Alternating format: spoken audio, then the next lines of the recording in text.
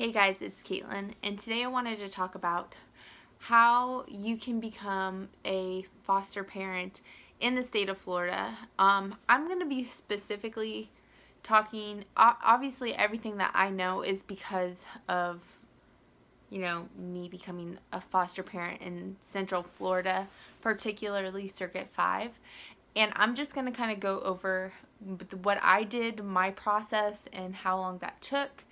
And I will leave as many links as possible in the description bar on how to find everything and how you, if you're in Florida, how you can become a licensed foster parent.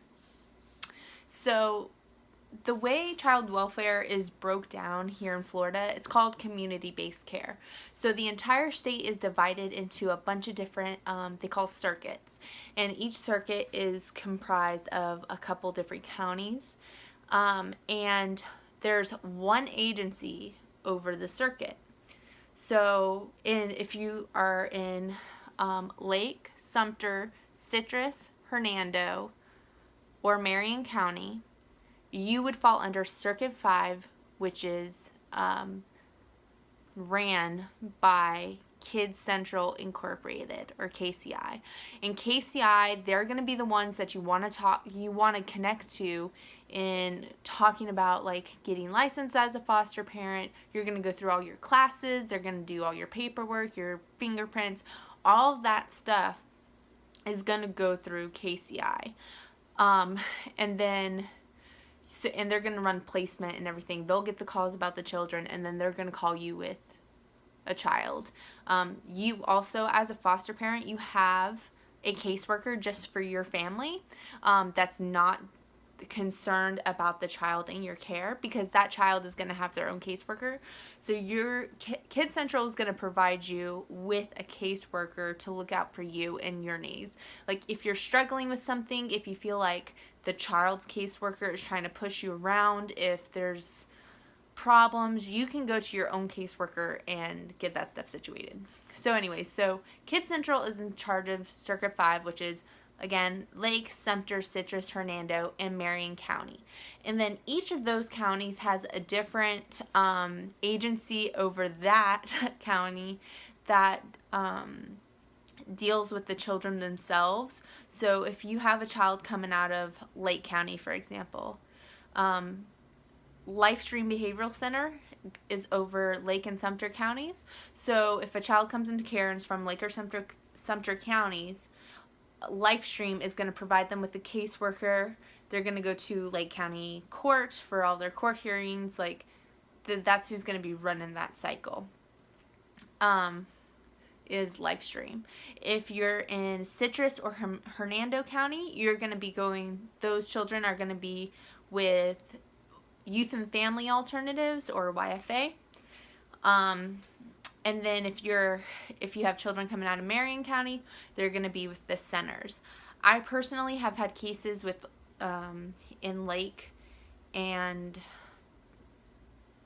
Hernando County, I think, because I've dealt with LifeStream Behavioral Center and YFA before, and I won't get into my opinions on them. That's a whole different thing, but that's kind of how the breakdown is. So if you're trying to find out your circuit, I know DCF has like a map or something, and you can kind of figure out where you are on that map and what agency is in charge of your particular section, your circuit. And I'm going to leave all those links down below. So now the process. So it can be a quick process. It was pretty quick for us. But there's just going to be one thing I'm going to pre-warn you about becoming a foster parent. You are going to be filling out a lot of paperwork, and you are going to want to keep track of a lot of paperwork. Any little piece of paper that comes into your hands as a foster parent, you just need to go ahead and make a copy or scan or whatever you got to do. You're going to want it. Paperwork, unfortunately, can get lost. Sometimes you have to require proof of stuff that you've already sent 3 times, and it's just easier to have it all done. So when you're gonna go, let's say you're we're going to do Circuit 5. So you're like, okay, I'm with Kids Central. You're going to email them. They're going to send you out a pre-place or a pre-whatever packet.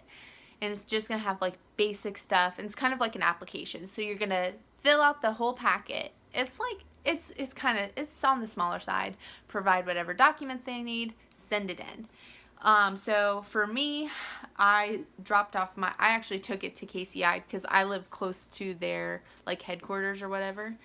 And I dropped that off on April 3rd of last year, of 2018. And then they reviewed it a couple weeks later. And they sent me another packet. Now, this is the humongous packet. It was like literally this big. And we could have done our orientation and our Pride classes in April, but we had a lot of things going on, so we ended up doing that in May. We had our orientation on May 1st. We had from May 10th to June 7th, we had our classes. So we had about a month of training classes. And then on June 7th was our last class. We had so you fill out all the paperwork, and then they'll go ahead and they'll schedule your home study. Now, at this point, you've done your fingerprints, you've had your water tested, what else do they need? They do this radon test, I think it is. You have to have a radon test done if you live in certain areas. We were fine for that. So you've already done all the stuff. You turn in your packet, and they schedule your first home study. We had our home study on May 19th. So that was during our class time. So we were doing that, And then we had our finalization home study, like you're done kind of thing. And that was on July 27th. So there was a month in between our last class and our final home study. We also did that. That was also our choice. That could have been our final home study could have been done a lot sooner, like in June.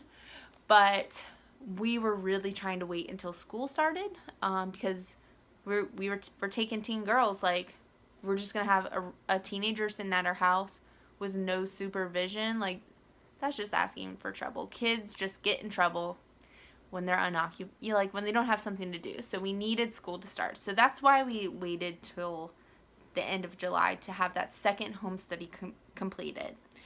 On August 10th at 2 p.m., we got our call that we were officially licensed. We got it approved, stamped, and we would be getting it in the mail. That was probably like the most exciting moment when I got that call. They're like, okay, you can be getting phone calls for placement literally any minute.